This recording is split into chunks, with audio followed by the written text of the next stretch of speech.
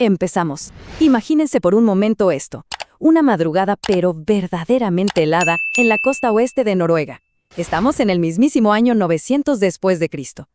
El cielo apenas clarea, con ese tono gris azulado, mientras una tormenta de nieve se va disipando lentamente sobre los fiordos. En esta exploración vamos a ir directo al corazón de la era vikinga. Y vamos a dejar de lado todos esos mitos de Hollywood para ver cómo era la fascinante y francamente brutal realidad de su día a día.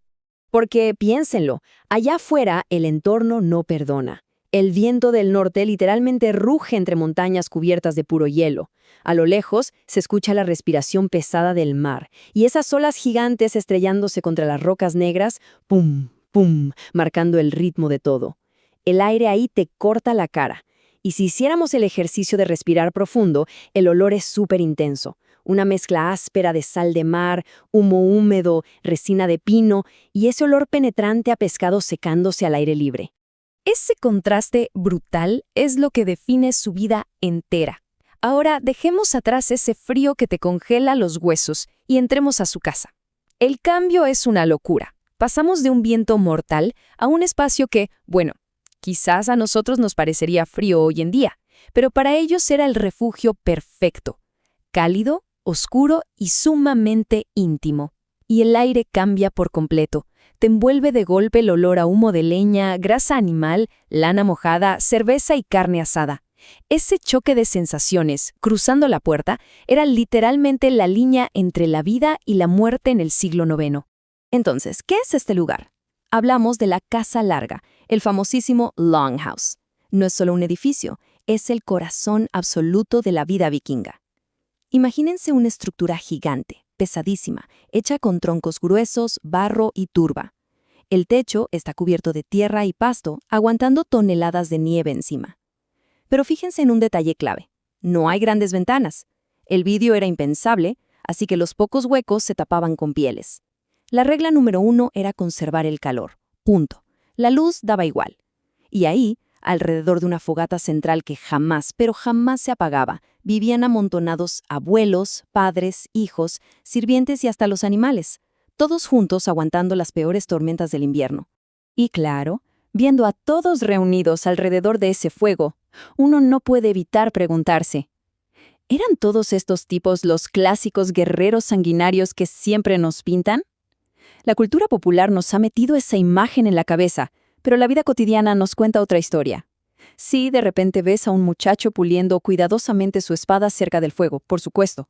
Pero al lado, pegadito a él, tienes a otros hombres súper concentrados en algo mucho más tranquilo, arreglando redes de pesca con agujitas delicadas hechas de hueso.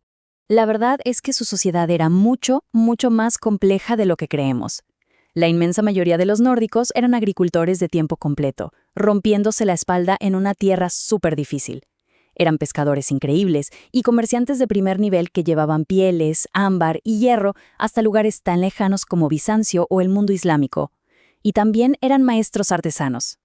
A ver, no nos confundamos, la violencia era parte de su mundo, y casi cualquier hombre libre sabía pelear.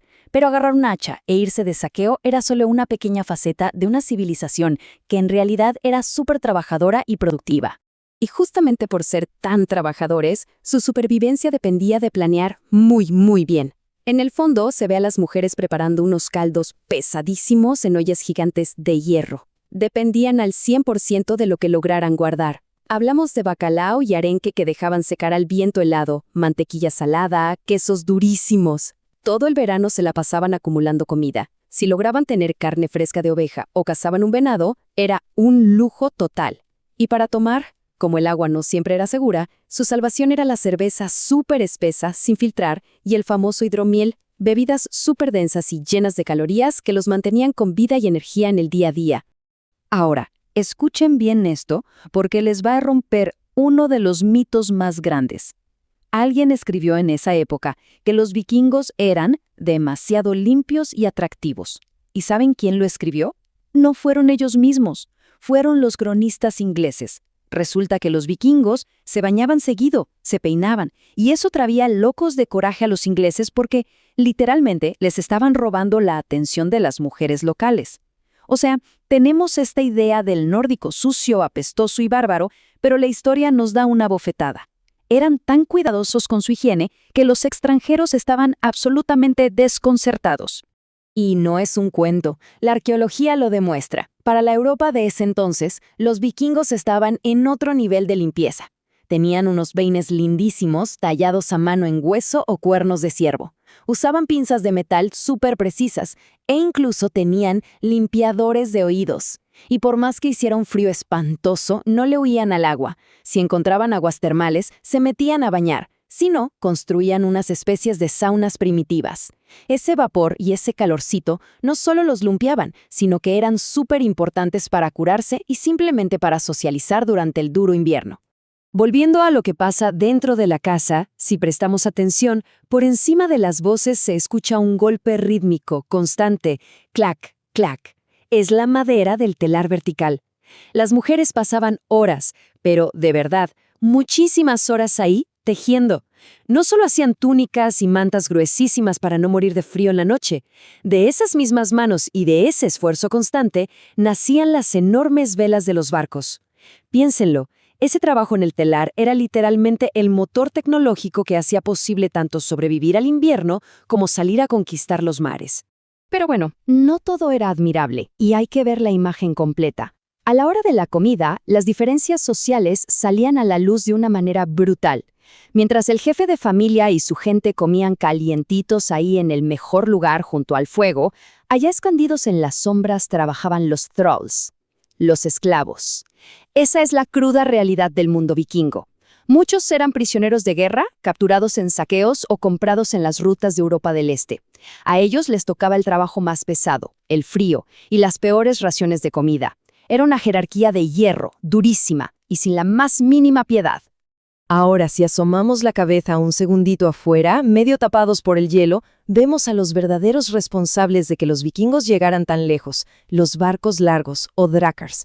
¡Qué máquinas tan impresionantes! Eran la cumbre tecnológica de la época, flexibles, rapidísimos y tan bien diseñados que podían cruzar el mar abierto con olas inmensas y al mismo tiempo meterse por ríos súper angostos y poco profundos. Gracias a esta genialidad de la ingeniería, los escandinavos lograron llegar a Islandia, a Groenlandia y a las costas de América del Norte, siglos antes de que siquiera naciera Cristóbal Colón. ¡Qué locura!, ¿no?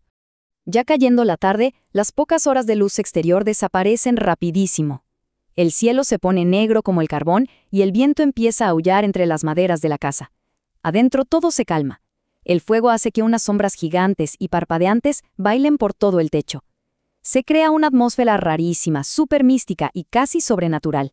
Las caras de la gente iluminadas por las brasas parecen personajes sacados directamente de una leyenda antigua, de esas sagas épicas que siempre nos cuentan. Y claro, para llenar esa oscuridad total, empezaban a pasar el hidromiel y los más viejos comenzaban a contar historias junto al fuego. Para ellos, su religión pagana no era un mito distante. Sus dioses estaban vivos en la naturaleza salvaje. Hablaban de Thor, protegiéndolos de los gigantes y las tormentas, de Freya, trayendo vida y fertilidad a un paisaje súper estéril, de Odín, siempre observándolos en silencio, y de monstruos como Jormungandr, la serpiente marina gigante. Contar estas historias no era solo para pasar el rato. Era su forma de no olvidar quiénes eran, de mantenerse unidos y de sacar el coraje necesario para enfrentar las tinieblas. Todo este entorno nos hace darnos cuenta de algo súper profundo. En ese mundo escandinavo del año 900, tu peor enemigo era la naturaleza misma. Era una amenaza constante de frío que te congelaba y un hambre que siempre acechaba. Vivir ahí, simplemente amanecer vivo al día siguiente, ya era considerado un acto de valentía total. Fueron esas condiciones tan extremas las que por pura necesidad moldearon su forma de ser. Una cultura basada en una resistencia de acero, en un sentido del honor inquebrantable y en ese impulso casi desesperado de salir a explorar para buscar una tierra menos cruel.